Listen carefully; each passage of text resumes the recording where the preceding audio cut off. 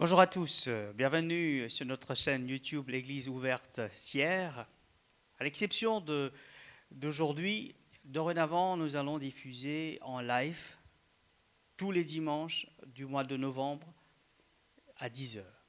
Donc, abonnez-vous si vous ne l'avez pas encore fait.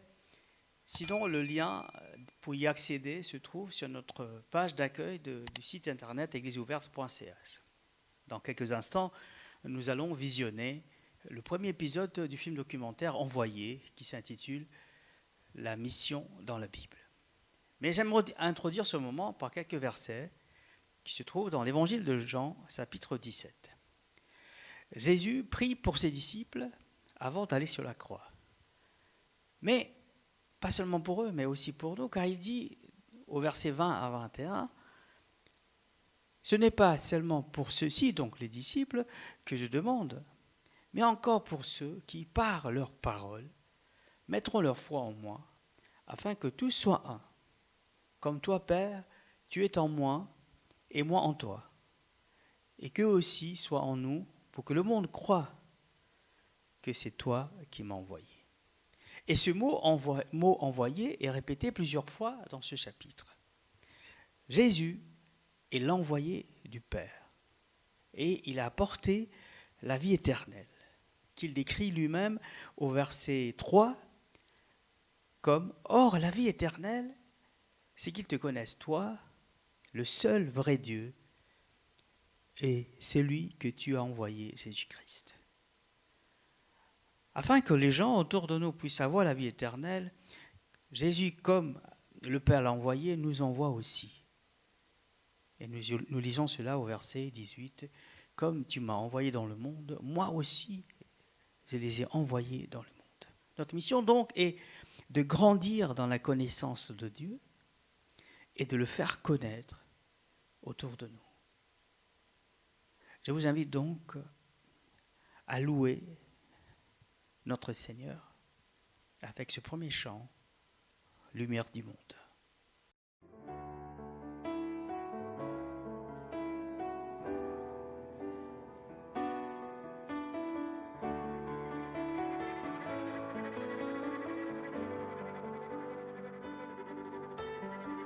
Lumière du monde, venue dans l'obscurité, tu m'ouvres les yeux et je vois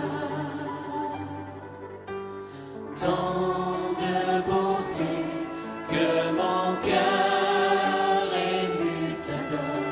Je sais que ma vie est en toi. Et me voilà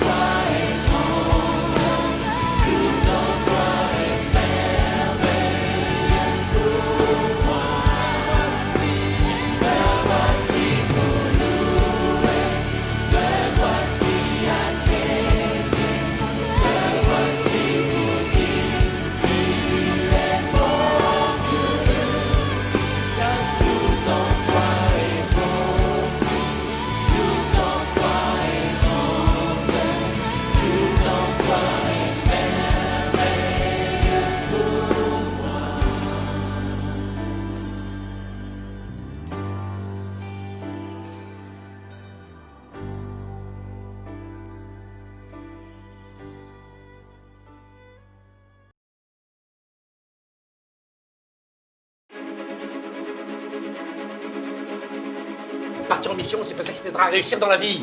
Mais pourquoi tu voudrais que j'aie besoin de Dieu? C'est pas parce que tu es chrétien que tu dois donner ta vie au monde entier. Mais papa! J'ai dit non, fin de la discussion.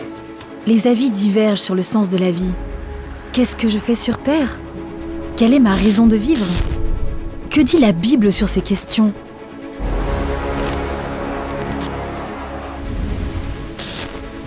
Comment vivre? Comment vivre sa vie en tant que chrétien?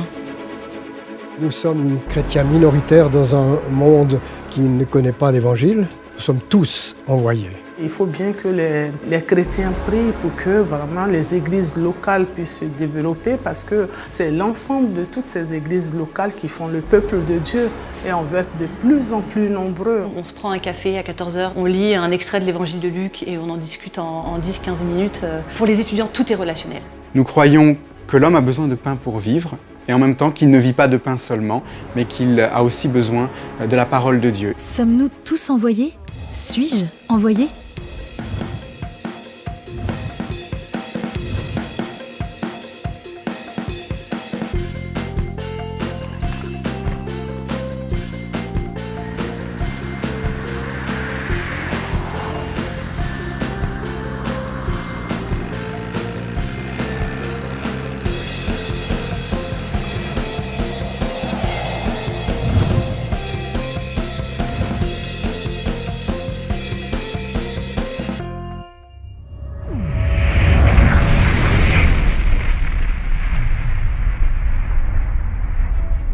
Depuis que Dieu a créé le monde, il est à l'œuvre pour le bien-être des humains. De tous les humains. Dieu a même continué à les aimer alors qu'ils se sont détournés de lui. Ils n'ont pas tenu compte de ses avertissements, préférant choisir par eux-mêmes leur propre manière de vivre. Mais Dieu a tant aimé le monde qu'il déclenche son grand projet pour le salut des êtres humains. Une longue histoire d'amour qui traverse la Bible et les siècles et qui le conduit à donner son Fils unique, Jésus. C'est par la foi en lui que tout le monde peut vivre en paix avec Dieu. Les chrétiens, ainsi libérés de la peur de la mort, accèdent à la vie éternelle et reçoivent comme mandat de propager cette bonne nouvelle. Poussés par l'amour de Dieu, ils sont envoyés. Avons-nous un rôle? Avons-nous tous cette responsabilité de partir, de parler, de témoigner? Et si oui, comment? La mission dans la Bible commence, je pense, au commencement.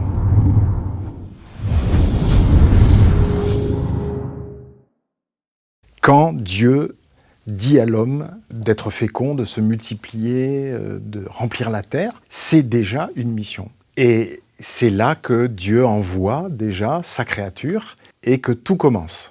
Toute la création, ce beau jardin qui signifie délices, Éden, c'est jardin des délices. En fait, là, l'homme a de la part de Dieu tout ce qu'il lui faut pour être heureux avec son épouse Ève, pour aller dans un chemin de vie abondante. Avec lui, c'est pas facile. Pourtant, ça fait 2 ans qu'on bosse ensemble, mais c'est toujours la même chose. Non mais t'as pas compris. Je te dis que c'est la société qui fait ça. C'est la société qui pourrit l'homme. Sinon, l'homme, à la base, il est bon. Crois ce que tu veux. Moi, je pense que si la société est corrompue, c'est à cause de nous, à cause de nos péchés. Non mais arrête avec ta religion, mais c'est pas vrai, ce truc. Comment tu peux croire des choses pareilles? T'es une fille intelligente, pourtant. Dans ces moments-là, il est plutôt sympa, hein. Je crois juste que Dieu est bon. L'homme n'est pas bon. Voilà. Mais si Dieu était bon, tu peux m'expliquer pourquoi il y a tous ces problèmes dans le monde? Donc le péché d'Adam a eu un impact terrible sur l'histoire des hommes et même de la terre, de toute la vie de la terre. Dans le texte de la Bible, on nous présente donc Adam, Ève, et on nous présente le premier couple humain qui se révolte contre Dieu. Donc on dit toujours, on rappelle cette histoire, donc tu ne mangeras pas de l'arbre de la connaissance du bien et du mal. Le texte, lorsqu'il parle de ça, de manière symbolique, il parle de l'arbre qui est l'arbre de la décision entre le bien et le mal.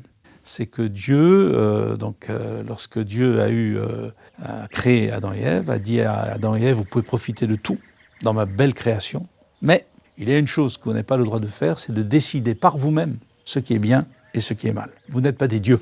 Et donc la grande tentation qu'a eu l'homme. La tentation, c'est justement de connaître par soi-même, de décider par soi-même ce qui est bien, ce qui est mal. Et ça, bien sûr, ça a des conséquences terribles. Parce que l'homme, se séparant de Dieu, disons, se prend lui-même pour Dieu, et la communion, la relation entre Dieu et l'homme a été rompue. Tout le monde cherche à comprendre la condition humaine en proposant des analyses en tout genre. Mais qui faut-il croire ? Les spécialistes ont-ils de vraies solutions aux problèmes de l'humanité ? Peut-on faire confiance aux philosophes, aux personnages politiques, aux psychologues ? Tout n'est pas faux dans leur discours, mais on a l'impression qu'il manque une dimension essentielle. Alors, le texte de la Genèse, le texte des origines dans la Bible, nous dit que ça a eu des conséquences spirituelles. Il y a une rupture de communion spirituelle entre l'homme et Dieu. Ça a des conséquences entre l'homme et la femme, donc des conséquences relationnelles entre l'homme et la femme eux-mêmes. Et l'une des conséquences de cette révolte de l'homme contre Dieu, c'est l'intrusion de la honte, qui est le fruit de la culpabilité entre l'homme et la femme. Et finalement, donc, il y a cette conséquence pour le travail humain, travailler aussi durement, ça fait partie de la vanité, et bien sûr, la mort. Tu es poussière et tu retournes à la poussière. La manifestation la plus importante de cette rupture avec Dieu, ce qui n'aurait jamais dû se passer, a lieu. L'homme qui est séparé de Dieu vit cette séparation même dans sa nature profonde. Il meurt. Ce sont des conséquences qui montrent la dignité de l'homme. La mort d'un moustique, c'est pas problématique en soi. La mort d'un animal, même la mort d'un arbre. Mais la mort d'un homme, c'est la mort de quelqu'un qui a en lui quelque chose de l'éternité. C'est quelqu'un qui a été créé d'une manière très spéciale par Dieu. Il est image de Dieu. Il est le représentant de Dieu sur terre. Que va faire Dieu suite à cette révolte de l'homme avec ses conséquences si catastrophiques ? Où est Dieu dans l'histoire de notre monde ? Que va-t-il faire pour ramener l'humanité en communion avec lui-même et réparer les relations ? Il est où ce dossier là, dans le truc ? Mais j'ai tout perdu là. Mais c'est pas possible, mais j'ai tout perdu. C'était pas sauvegardé. Ah ! Vous pouvez comprendre ce que je vis au bureau maintenant ? Pourquoi tu me regardes comme ça là ? Pour rien. Ah, pour rien. C'est ça, pour rien, ouais. Alors le salut dans l'Ancien Testament apparaît en fait très tôt. Là encore, dès les débuts, dès la Genèse, puisque juste après que Ève puis Adam, sur l'incitation du serpent, ont péché, Dieu annonce le salut, et il est bien question de la victoire de la descendance de l'homme. Je susciterai de l'hostilité entre toi et ta femme, entre ta descendance et sa descendance. Celle-ci t'écrasera la tête et tu lui mordras le talon. Malgré la promesse et l'engagement de Dieu envers l'humanité, la suite du récit montre l'escalade du péché et du mal dans le monde créé. Et la violence aussi. Dieu est profondément attristé par le mal qui se multiplie dans le cœur humain et sur toute la surface de la terre. Il envoie le déluge pour juger l'humanité. Mais Dieu choisit Noé et sa famille pour tout recommencer et porter son projet de secours en faveur de l'humanité. Mais celle-ci persiste dans sa révolte. L'histoire de Babel montre à nouveau la gravité de cette rébellion contre Dieu.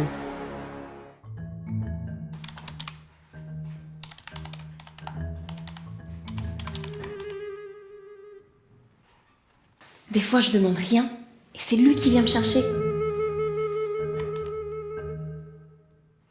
Quoi ? Non mais sérieusement, t'as pas l'impression d'être en prison ? Quoi ? De quoi tu parles ? Non mais je comprends pas que t'aies besoin de croire en Dieu. C'est une prison pour toi, ça. Tu vois, moi je suis libre, j'ai pas besoin de croire en quoi que ce soit. Je crois en moi, puis ça me suffit. Écoute, toute la société est faite pour entraver notre liberté, puis la religion c'est pareil, c'est fait pour entraver notre liberté aussi. Moi je veux rester libre. Si tu le dis. Ah oui, si je le dis. Bah t'es d'accord avec ça alors ? Non, mais t'as le droit de croire ce que tu veux. Voilà, bien sûr, croire ce que je veux. Oui.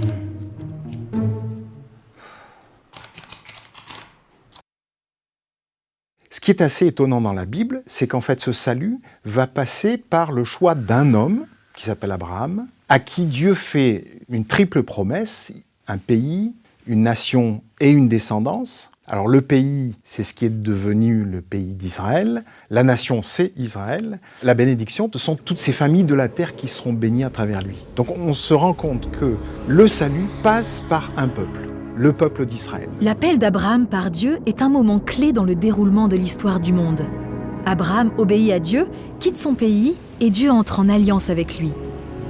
C'est cette promesse faite à Abraham qui met en mouvement le projet bienveillant de Dieu en faveur de toute l'humanité. Mais ce projet passe aussi par un peuple, car Abraham est le père du peuple d'Israël. Alors, le peuple d'Israël, tout d'abord, c'est le peuple d'une alliance que Dieu fait, dans laquelle il lui promet de prendre soin de lui. Il lui donne de quoi se constituer en tant que peuple avec une loi. Malheureusement, l'histoire montrera que l'homme, et là c'est pas simplement Israël, c'est l'homme en général, ne peut pas respecter, ne trouve pas en lui les qualités pour respecter la loi de Dieu. Ce qui annonce qu'il faudra autre chose. Mais que fallait-il attendre? Et pendant combien de temps? Que vient faire le peuple d'Israël dans cette histoire? Quel était son rôle envers tous les peuples? L'Ancien Testament indique que Dieu a établi Israël comme témoin au milieu des nations pour qu'elles puissent voir que Yahweh est le seul vrai Dieu et qu'il faut lui rendre un culte digne de son nom. Mais il fallait encore attendre. C'est par la descendance d'Abraham, le Messie, que toute l'histoire du salut trouvera son aboutissement. Oui, c'est par le Messie, venant de la descendance d'Abraham, que toute l'histoire du salut va s'accomplir.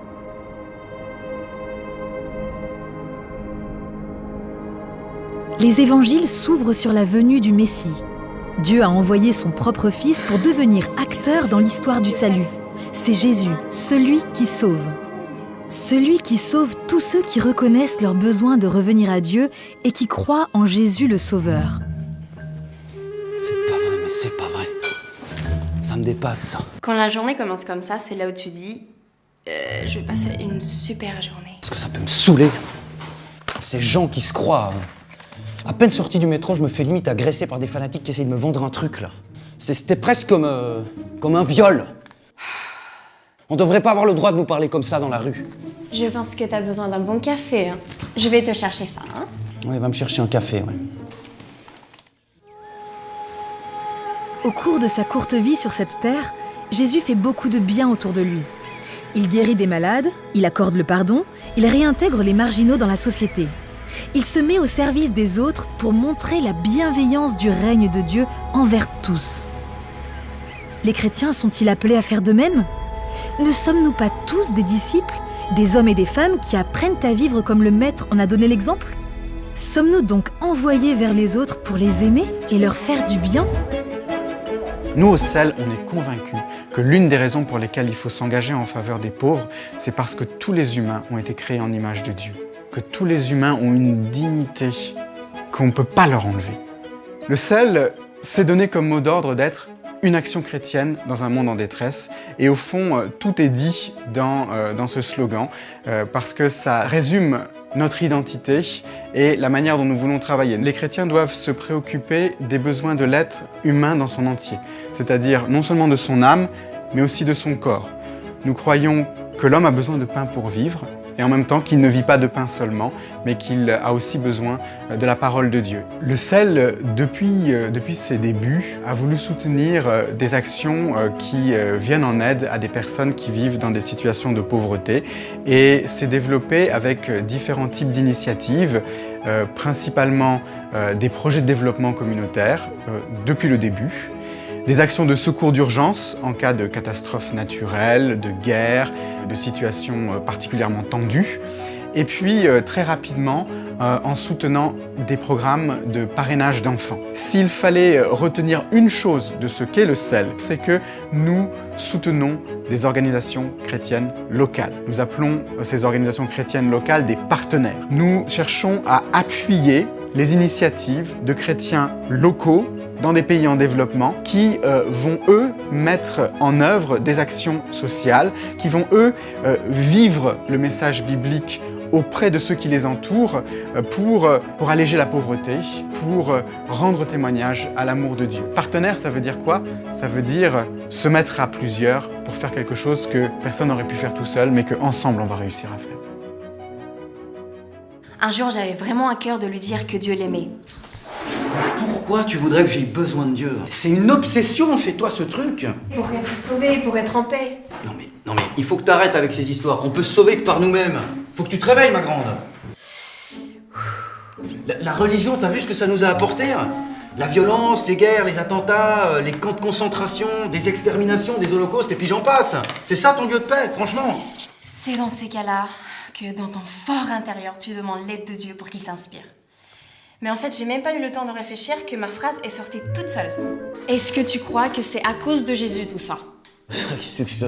Jésus... Non, Jésus, c'est possible que c'est parce qu'il ait voulu, en effet. Peut-être c'est les hommes qui ont fait des mauvaises choses avec la religion. D'accord, ouais, je te concède ça. Ouais, et puis bon, Jésus, il y a des gens qui le voient comme un grand homme, d'accord, ouais, voilà. J'en revenais pas. N'empêche, il fait pas grand-chose ton Jésus, hein, pour empêcher tout le mal et la violence partout, tous les jours dans le monde. Ça, faut le dire aussi. Hein. Et c'est reparti. Le péché serait donc la cause de tout? Quel est alors le plan de Dieu pour nous sortir de là? Quelle solution pour l'humanité? Qu'est-ce qui sauve? Il y a toujours une seule réalité qui a sauvé, c'est l'amour de Dieu, c'est la grâce de Dieu. Si l'homme est coupable à cause de son péché, à cause de sa révolte, à cause de sa désobéissance, comment Dieu peut-il le sauver, si Dieu est juste? Comment un juge juste peut-il absoudre le coupable qu'il juge? C'est un énorme problème, s'il est juste. Un juge qui ne condamnerait pas un criminel commet une forfaiture, c'est-à-dire la pire des choses que puisse faire un juge. C'est un énorme problème.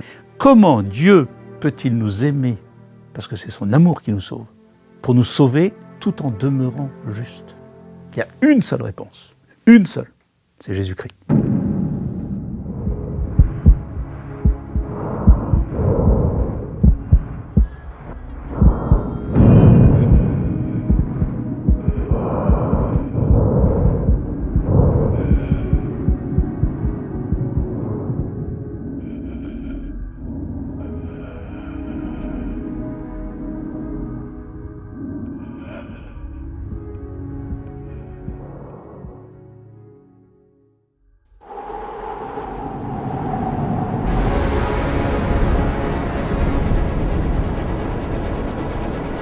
Le plan de Dieu voit un grand tournant par la croix de Golgotha. Le plus inattendu et extraordinaire des événements s'accomplit. Par le sacrifice de Jésus, l'humanité va être sauvée. Tout est accompli. Là, Dieu lui-même est venu pour prendre sur lui-même la punition qui m'était due. Et donc Dieu peut en même temps m'aimer et me sauver, me libérer de ma culpabilité, tout en étant juste, puisque Jésus-Christ a accepté d'être puni à ma place. Lui qui est Dieu lui-même, qui est venu pour être puni à ma place. Mais la mission de Jésus n'est pas encore terminée avec sa mort. Dieu le ramène à la vie. Cela est un signe, la démonstration ultime du triomphe de Dieu sur le pouvoir du péché, du mal et de la mort.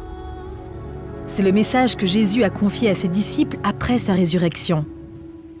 C'est pour cette raison que les disciples, dans le livre des Actes, vont centrer leur message sur la mort et la résurrection de Jésus, cette résurrection qui montre qu'il est vraiment le Seigneur.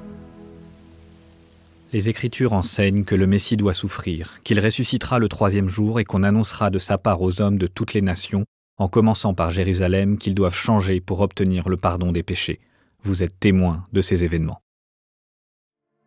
Mais ces disciples, qui sont pour la plupart d'humbles ouvriers peu instruits, comment vont-ils faire pour l'annoncer à toutes les nations? Ont-ils vraiment les compétences pour assumer cette tâche? Et qu'en est-il de nous, chrétiens, aujourd'hui? Depuis le jour de la Pentecôte, lorsque la foule réunie à Jérusalem a entendu l'Évangile annoncé à chacun dans sa propre langue, il est clair que le projet de Dieu concerne tous les peuples et toutes les langues. L'une des missions principales de Wycliffe est la traduction de la Bible. Il existe aujourd'hui environ 7000 langues vivantes dans le monde. Au moins un livre biblique est disponible pour 2900 d'entre elles. Le Nouveau Testament entier existe en plus de 1300 langues et la Bible entière en 600 langues. Même si 88% de la population mondiale a accès à l'ensemble de la Bible ou au Nouveau Testament, il reste encore des millions de personnes qui n'ont pas accès à la parole de Dieu dans leur langue. Depuis plus de 75 ans, l'Alliance Wycliffe mondiale travaille sur la traduction de la Bible et assure l'alphabétisation nécessaire des peuples concernés. Avec d'autres organismes tels que les sociétés bibliques, des projets de traduction sont en cours concernant environ 2400 langues dans 165 pays. Témoigner. Témoigner, c'est aussi dire l'Évangile, certainement, dans des mots, des termes, un vocabulaire qui soit compréhensible par les interlocuteurs. Communiquer l'Évangile en ayant saisi son sens, communiquer donc ce message de façon fidèle et intelligible. Ce qui n'est pas toujours facile, mais qui est possible, et nous sommes assistés par le Saint-Esprit pour cela. Les disciples sont envoyés pour annoncer l'Évangile et pour créer de nouvelles communautés de croyants, jusqu'aux extrémités de la terre. Pour ce faire, ils comptent sur la présence et la puissance du Saint-Esprit. Et cela continue jusqu'à nos jours. Personne n'a jamais vu Dieu. Alors comment nos concitoyens, nos amis, nos collègues vont-ils voir la réalité de sa présence aujourd'hui? C'est surtout par la vie des croyants, leur amour les uns pour les autres et leur amour pour leur entourage. Même s'il faut des paroles pour faire passer le message de l'Évangile, c'est la vie des chrétiens qui va incarner ce message et le rendre visible. Alors on a commencé à la première réunion, on était une petite dizaine, quoi.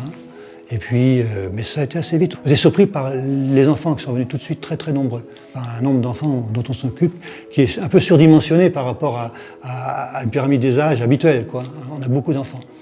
Et donc, on y voit aussi un appel particulier. Chaque église a un peu sa note. Hein.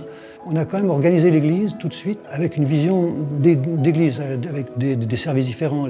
La louange, l'école du dimanche, le site internet. Le site internet, c'est très important. Hein. Avant notre premier culte, on a déjà fait un site internet. Parce que ça, c'est la plupart des gens qui viennent là, dans le monde de maintenant. Hein. Et donc, les gens, ils voient un projet. C'est être présent dans la ville. Cette présence dans la ville, elle est tout à fait utile, nécessaire, pour être reconnu, pour exister, quoi, tout ça. Il faut savoir qu'il faut s'investir beaucoup. Il faut s'engager vraiment, tout en gardant peut-être une activité professionnelle, éventuellement. Il faut avoir assez vite des gens sur qui on peut compter, avec qui on peut travailler. Il faut bâtir une équipe.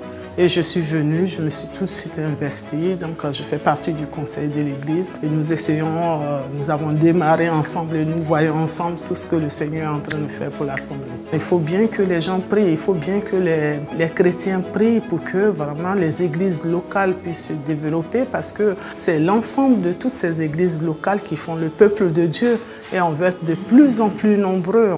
Tout homme, toute femme est envoyé par Dieu. Envoyé où ? Il y en a qui sont envoyés dans leur boulot quotidien. Il y en a d'autres qui sont envoyés dans ce qu'on appelle des ministères particuliers. Ça peut être aussi bien pasteur, mais ça peut être aussi dans l'art, ça peut être dans d'autres métiers de la communication ou autres. Et puis il y en a qui doivent franchir les frontières culturelles. Mais tous, nous sommes envoyés. D'après cette parole que le Christ nous dit, allez par tout le monde, faites des disciples. Tiens. Excuse-moi, mais pourquoi t'es toujours aussi serviable comme ça? Je t'ai déjà dit, je pense que c'est parce que je crois en Dieu. Ah là, mais c'est pas vrai là. Quand je t'écoute, j'ai l'impression d'entendre de nouveau ces fanatiques qui m'agressent dans la rue là. Bon, sauf que toi, t'es différente un peu, je te l'accorde, mais... Je ne sais pas si je suis différente, j'essaye d'être attentive aux autres. Dieu m'aime et j'essaie de faire pareil. Dieu m'aime. Je prie pour Olivier, j'essaie de lui partager ce que je vis avec Dieu. Mais c'est pas toujours facile avec lui, hein. Tout au long de la Bible, nous voyons que Dieu cherche à parler aux êtres humains. Parce qu'il les aime, il les appelle à revenir vers lui pour être sauvés.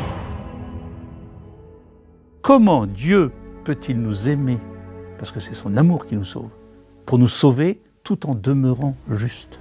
Il y a une seule réponse, c'est Jésus-Christ. Ce message de l'amour de Dieu qui donne son Fils unique pour nous sauver retentit à travers les âges comme un message pour l'humanité tout entière.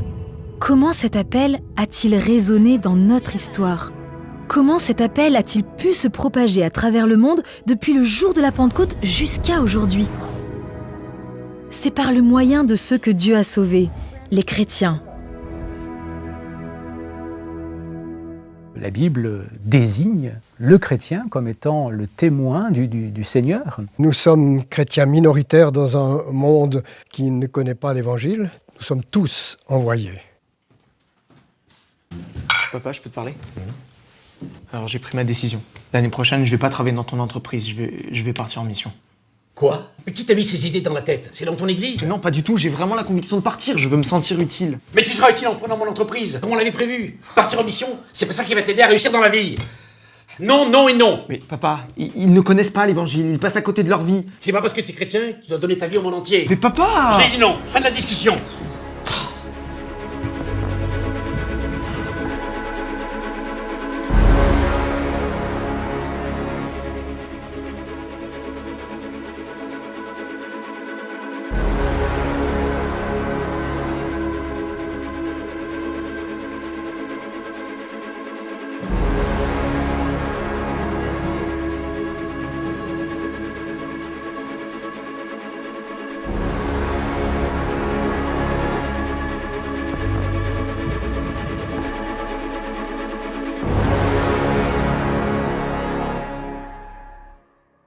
Voilà.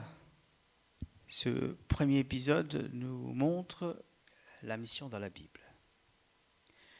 Mais il y a un élément important qui est le Saint-Esprit, qui est le don indispensable que le Christ, ressuscité et élevé à la droite du Père, accorde à ses disciples afin qu'ils mènent à bien la mission.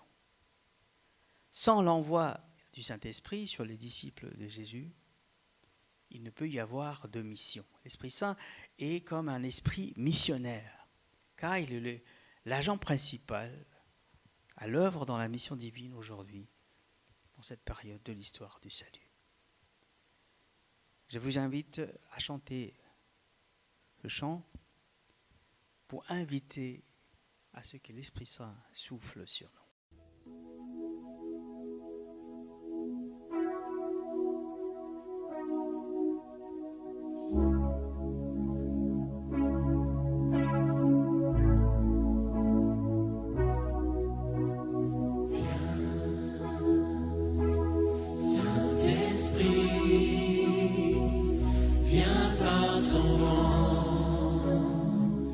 Remplir le temple que je suis.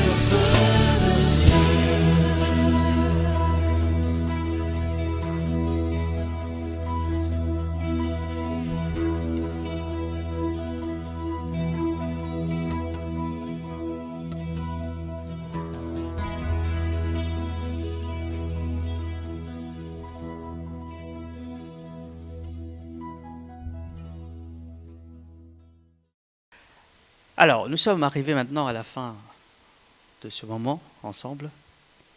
Je vais vous donner quelques informations pour cette semaine qui est devant nous. Alors, nous maintenons donc le groupe de prière qui aura lieu ce mercredi 28 octobre. Ce sera un moment de louange et de prière ici, au Retorn 22, en présentiel.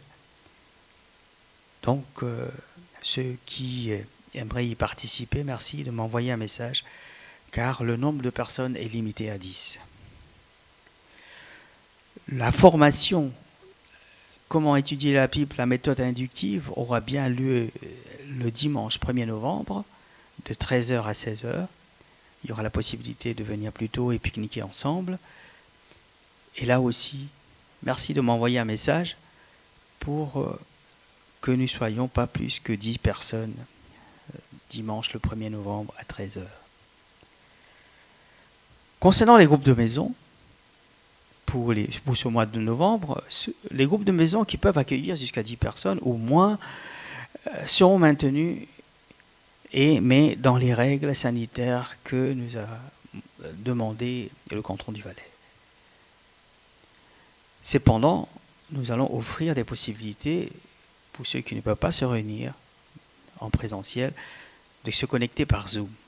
Et ceux qui désirent participer à ces rencontres, merci de m'envoyer un message aussi. Pour l'instant, il y a le jeudi soir à 20h qui est déjà programmé. Donc je vais mettre dans le groupe WhatsApp les codes d'accès à ce groupe du jeudi soir. Par rapport aux écoles des dimanches qui s'organisent aussi, des informations parviendront aux parents dans la semaine. Merci à tout le travail qu'ils font les moniteurs et nous demandons vraiment une étroite collaboration des parents dans ce que va vous être informé. Nous avons comme anniversaire l'anniversaire d'Étienne Chaury le 30 octobre. Nous disons bon anniversaire à Étienne et que Dieu le bénit dans cette nouvelle année. Et pour terminer ce culte, j'aimerais juste lire un verset dans 1 Pierre chapitre 2 au verset 9 qui est adressé à nous. Vous, au contraire, vous êtes un peuple choisi, des prêtres royaux, une nation sainte, un peuple racheté. Pourquoi faire? Afin de proclamer les louanges de celui qui vous a appelé des ténèbres à sa merveilleuse lumière. Vous qui autrefois n'étiez pas un peuple, vous êtes maintenant le peuple de Dieu. Vous qui n'aviez pas obtenu compassion, vous avez maintenant obtenu compassion.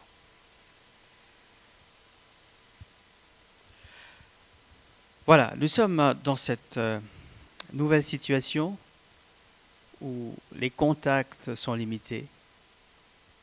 Mais nous prions ensemble que pendant cette période, Dieu nous montre de manière créative comment nous pouvons partager son amour, sa compassion et proclamer ses louanges à ceux qui ne le connaissent pas encore. Et que nous aussi, nous pouvons grandir encore plus pendant cette période de semi-confinement dans la connaissance de Dieu. Amen. Alors, bon dimanche, bonne semaine et à très bientôt sur notre chaîne YouTube.